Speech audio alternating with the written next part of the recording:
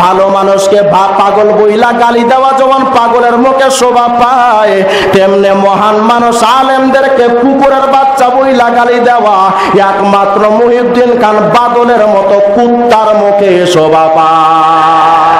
আমার মনে হয় যখন বাংলার জমিনের ওলামায়ে কেরাম যখন গণভবনে এসে বাংলার জমিনের মানুষকে তাক লাগিয়ে দিয়েছিল, ইবলিস তখন চিল্লাইছে, ইবলিস যাওয়ার কোনো সুযোগ পায় নাই, যেখানে গেছে সেখানে ধাক্কা খাইছে, কুত্তার কাছে গেছে কুত্তাও ধাক্কা দিছে।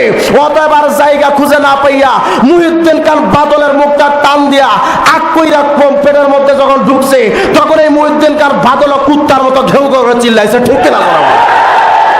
অতএব ওই মুহিউদ্দিন খান বাদল আর কুত্তার মধ্যে তেমন কোনো পার্থক্য না, তবে হ্যাঁ পার্থক্য একটু আছে।